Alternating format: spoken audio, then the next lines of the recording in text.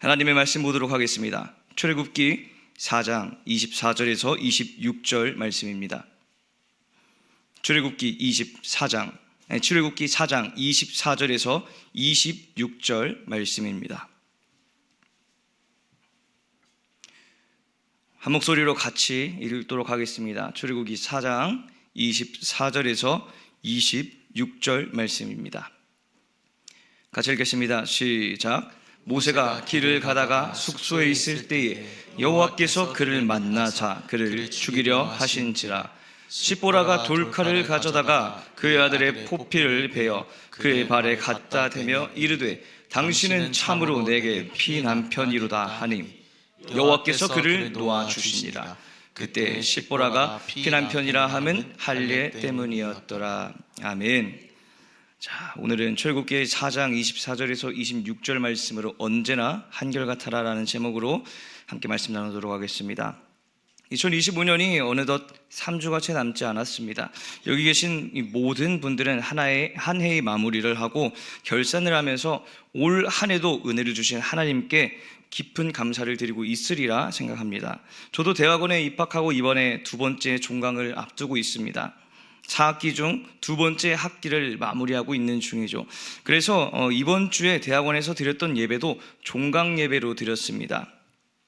특별히 이번 종강 예배 때는 특별한 순서가 있었는데 왜냐하면 은퇴하시는 교수님이 있으셨기 때문입니다. 제가 좋아하고 존경하는 교수님이셨습니다.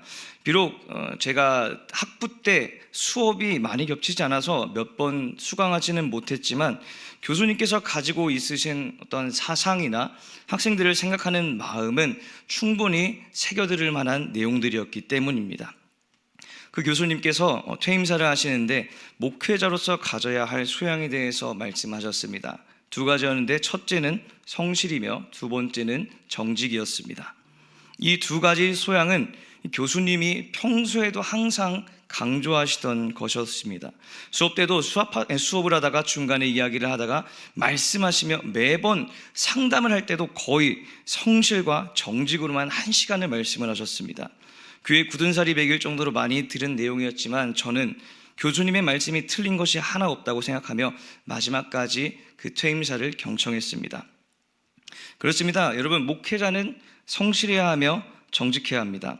그래야 하는 이유는 성실하게 만들지 못하는 상황과 정직하게 하지 못하는 상황들이 항상 그 삶 가운데 찾아오기 때문이죠. 삶을 쭉 봤을 때 사실 성실하게 살지 않으면 몸이 편할 때가 있습니다. 굳이 이 상황에서 정직하게 살 필요가 있을까 하는 불리한 상황에 수긍하고 싶을 때도 있습니다. 그러나 그 상황 속에서 성실함과 정직함을 지켰을 때 비록 그 상황을 극복하는 데 있어서는 어려움이 따를 수 있으나 나중에는 그 성실함과 정직함이 목회자의 영성과 성품을 만들어내는 것이죠. 그러나 결코 목회자만이 성실과 정직을 강조할 수는 없습니다. 그리스도인으로서 살아가는 여기 계신 모든 분들은 성실함과 정직함을 갖고 살아가기에 힘써야 합니다. 성실함과 정직함은 사실 세상에서도 인정하는 성품입니다. 하다못해 여러분 아르바이트생을 뽑는다고 하십시오. 아르바이트생을 뽑는다고 하더라도 이 같은 5년을 비교했을 때 6개월마다 직장을 바꾸며 10군데 일을 한 그 이력서보다 5년 동안 한 곳에서 꾸준히 일한 사람의 이력서를 더 신뢰하게 되지 않습니까? 이러한 관점에서 사실 본다면은 세상에서 추구하는 성실과 이 그리스도인이 추구하는 성실과 정직이 어떻게 보면 동일한 요소로밖에 생각되지 않을 것입니다. 그러므로 그리스도인의 성실과 정직은 무엇인가 달라야 하는 것이죠. 세상 사람들은 사람을 향해서 성실과 정직을 강조합니다. 그러나 그리스도인은 사람에게뿐만 아니라 먼저 하나님 앞에 성실하고 정직해야 합니다. 영적인 성실함과 영적인 정직함을 가지고 있어야 한다는 것이죠. 그것을 토대로 해서 사람을 향한 성실과 정직함을 가져야 하는 것입니다. 이렇게 영적으로나 육적으로나 어느 한 곳에서 잘못된 방향으로 치우치지 않고 둘이 같은 방향을 바라보고 같은 길을 갈 때 그 사람을 한결같다라고 말하는 것입니다. 그렇기 때문에 한결같은 삶을 살아가는 것, 결코 쉽지 않습니다. 정말로 힘들고 어렵습니다. 목회자는 하나님께서 주신 말씀을 묵상하고 선포하는 그 말씀대로 살아가기 위해 애써야 하고, 성도들은 들은 말씀을 마음에 새기며 그 말씀대로 살아가기 위해 애써야 합니다. 즉 하나님의 말씀이 중심이 되어 날마다 하나님의 말씀을 들으며 사모해야 하고, 들은 말씀을 기반으로 그 말씀을 삶에서 구현해내야 하는 것이죠. 이런 어려움 가운데 있는 한결같은 마음, 한결같은 삶을 그럼에도 성경 속에서는 그렇게 살기 위해 최선을 다한 인물들 몇이 있죠. 대표적으로는 다니엘이 있습니다. 여러분, 다니엘서의 시대적 배경을 보면은 이때는 남유다가 멸망한 때였습니다. 바벨론에서의 포로기와 바벨론 멸망 이후 페르시아 초기까지를 다니엘서는 기록을 하고 있는데요, 남유다가 멸망하고 바벨론으로 포로로 잡혀왔을 때 다니엘은 소년의 나이라고 기록되어 있습니다. 완전히 성숙하지 않았을 때 나라가 멸망하고 이방 땅으로 강제 이주하게 되었던 것입니다. 그럼에도 다니엘의 신앙을 보십시오. 다니엘은 그 신앙이 흐트러지지 않았습니다. 언제나 어디서나 한결같은 사람이었죠.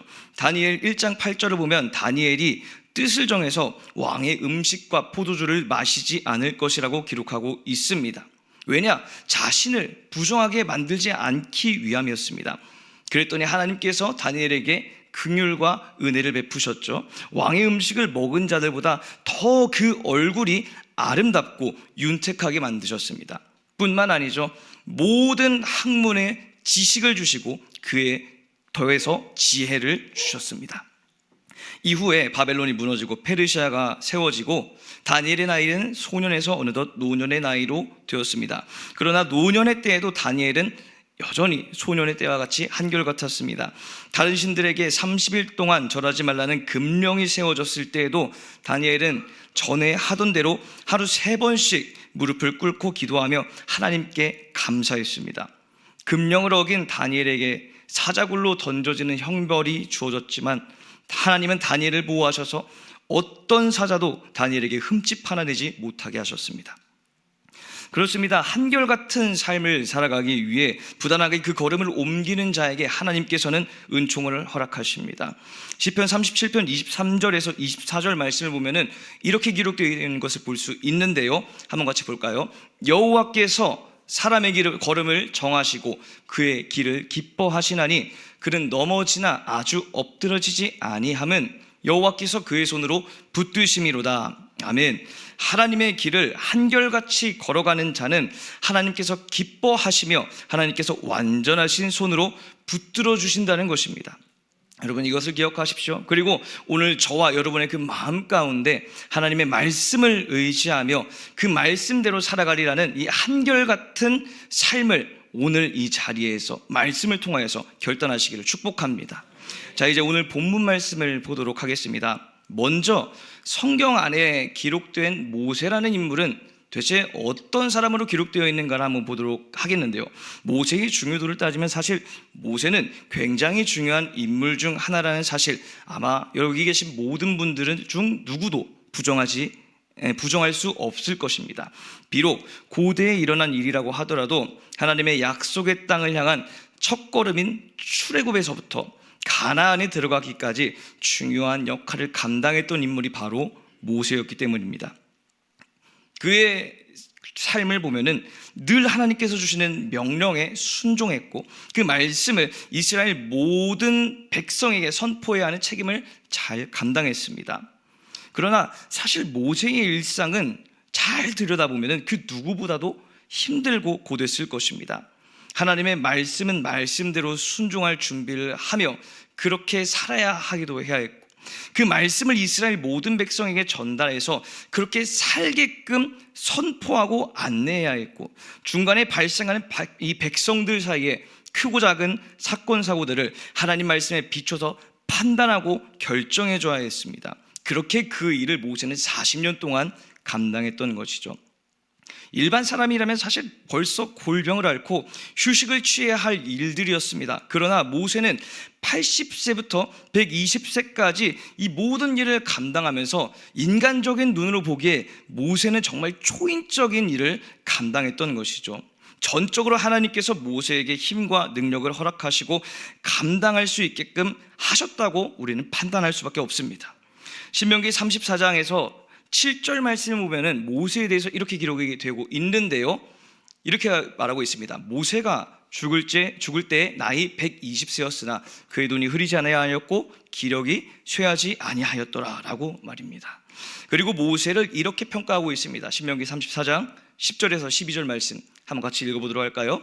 같이 읽겠습니다. 시작. 그 후에는 이스라엘에 모세와 같은 선지자가 일어나지 못하였나니 모세는 여호와께서 대면하여 아시던 자요, 여호와께서 그를 애굽 땅에 보내사 바로와 그의 모든 신하와 그의 온 땅의 모든 이적과 기사와 모든 큰 권능과 위엄을 행하게 하심에 온 이스라엘의 목전에서 그것을 행한 자이더라. 아멘. 자, 10절에서 이렇게 말하고 있죠. 그 후에는 이스라엘에 모세와 같은 선지자가 일어나지 못하였다라고 말이죠.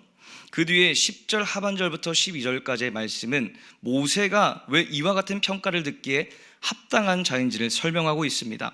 이스라엘을 인도한 위대한 지도자이며 하나님께서 사용하셨던 신실한 종이 바로 모세임을 이 신명기 34장 10절에서 12절 말씀에서 기록하고 있는 것입니다. 그러나 오늘 본문 말씀을 보면 참 아이러니한 구절이 들어가 있죠. 한번 우리 본문 말씀 24절 말씀을 같이 보도록 하겠습니다. 같이 한번 읽어볼까요? 시작. 모세가 길을 가다가 숙소에 있을 때에 여호와께서 그를 만나사 그를 죽이려 하신지라. 아멘. 어째서인지 하나님께서는 모세를 죽이려고 하셨습니다. 꽤나 충격적인 구절이 아닐 수가 없죠. 심지어 이 출애굽기 4장의 말씀은 하나님께서 모세를 호렙산에서 부르셔서 이스라엘을 이끄는 지도자로 삼겠다고 말씀하신 부분이 3장부터 시작돼서 4장 중반부까지 기록되어 있는 것을 우리가 볼 수 있습니다. 한 장 반이라는 적지 않은 이 기록 속에서 모세의 전적인 순종만 있지는 사실 않았습니다. 모세는 자신은 감당할 수 없다고 하지만 하나님께서는 그때마다 그 부족해지고 연약해지는 그 모세의 생각과 마음 속에 능력을 주시고 사람을 붙여주시리라 말씀하시며 치열한 하나님과 모세의 공방전 끝에 하나님의 말씀에 모세는 순종하기로 결단합니다. 그런데 모세를 죽이려고 하셨다면 굳이 하나님께서 모세를 오랜 시간 동안 설득하시면서까지 이스라엘의 지도자로 사용하려고 하실 필요가 있었을까 하는 의문을 품을 수 있을 것입니다. 무언가 잘못된 부분이 있었으면 애초부터 모세를 부르지 않았으면 됐지, 설명할 것 다 설명하시고 세우실 것 다 세우시고 모세도 이제 결단하고 장인 이드로에게 결별을 구하고 애굽으로 가는 중간에 모세를 죽이려고 하는 것은 너무하시다는 생각이 들 수 있을 것입니다. 그러나 우리가 분명히 알아야 하는 것은 하나님께서 모세를 죽이려고 하신 이유가 하나님께서 모세를 이스라엘의 지도자로 사용하려고 하셨기 때문임을 알아야 합니다. 굉장히 아이러니하게 들릴 수 있겠지만 25절과 26절의 말씀을 보면 왜 하나님께서 모세를 죽이려 하신지 이해할 수가 있습니다. 같이 한번 보도록 할까요? 25절, 26절 말씀입니다. 시작. 십보라가 돌칼을 가져다가 그의 아들의 포피를 베어 그의 발에 갖다 대며 이르되 당신은 참으로 내게 피난편이로다 하니 여호와께서 그를 도와주시니라. 그때 십보라가 피난편이라 함은 할례 때문이었더라. 아멘. 자, 모세의 아내인 십보라가 자신의 아들에게 할례를 행하는 장면이 이어서 등장합니다. 그리고 할례를 행하니까 26절에서 하나님께서 모세를 놓아주셨다라고 말하고 있습니다. 그러니까 할례를 행하지 않았던 것이 화근이 되었던 것입니다. 그렇다면 왜 모세는 자신의 아들에게 할례를 행하지 않았는지에 대한 의문을 품을 수 있을 것입니다. 할례는 창세기 17장에서 하나님께서 아브라함에게 처음으로 말씀을 하셨습니다. 아브람을 아브라함으로 이름을 바꾸시며 아브라함과 그 자손에게 기업을 허락하시고 하나님께서 이들의 하나님이 되실 것임을 약속하신 증표가 이 할례였습니다. 창세기 17장 13절과 14절 말씀을 보면 할례를 받은 자만이 하나님의 언약 안에 속한 자들이 될 것이며 영원한 언약이 될 것이지만, 할례를 받지 아니한 자들은 하나님의 언약을 배반한 자로 하나님의 백성에서 끊어질 것임을 말씀하셨습니다. 그렇다면 과연 모세는 이 할례의 중요성을 모르고 있었을까요? 아마 그렇지 않았을 것입니다. 모세는 분명히 알고 있었을 것입니다. 그러나 그 중요성을 알고 있음에도 실행하지 못한 이유가 있을 것인데, 학자들은 그 이유를 모세의 아내인 십보라에게서 찾게 됩니다. 십보라는 이방 여인이었습니다. 할례를 행하지 않는 무리 가운데에서 태어나고 자랐던 사람이죠. 그런 입장에서 할례를 행하다는 것을 쉽게 받아들일 수가 없었던 것입니다. 왜냐하면 할례라는 것이 태어난 지 8일 만에 남자의 포피를 베어버리는 것이지 않습니까? 그렇기 때문에 학자들은 모세가 십보라에게 할례의 중요성을 말했음에도 불구하고 십보라가 할례를 행하는 것을 막았을 것이라 주장을 합니다. 그래서 오늘 본문에서 하나님께서 모세를 만나시고 하나님께서 모세를 죽이려고 하셨을 때 십보라도 자신의 남편에게 찾아온 그 죽음의 위협에 대해서 알았습니다. 그리고 바로 이어지는 25절에서 십보라가 돌칼을 가져다가 자신의 아들에게 할례를 행했던 것입니다. 어떠한 고민도 없이 바로 할례를 행하는 그 십보라의 행동을 통해서 십보라는 무엇이 잘못되었는지를 알았던 것입니다. 자, 이 본문을 통해서 하나님께서 지도자로 쓰시는 자는 자신뿐만 아니라 자신이 속한 신앙 공동체 또한 올바르게 설 수 있도록 도와야 함을 밝히고 있습니다. 그것이 가정이든 셀이든 선교회든 어디서든지 공동체 안에 속한 모든 지체들을 하나님의 사랑으로 품는 마음을 갖는 것도 중요하지만, 영적 지도자는 무엇이 옳고 무엇이 그른 것인지 판단하며 옳은 방향으로 격려하며 이끌어갈 수 있어야 합니다. 하나님께서 세우신 목자로서 목양할 수 있는 능력이 필요하다는 것이죠. 그것이 가능하려면 영적 지도자의 한결같은 신앙이 뒷받침되어야 합니다. 끊임없이 하나님과 소통하며 하나님의 뜻을 삶 가운데 기준으로 삼아서 분별할 수 있어야 합니다. 기도하고 말씀 읽고 예배드리는 영성 훈련을 게을리하면 안 된다는 것이죠. 중요한 것은 여기서 끝나면 안 됩니다.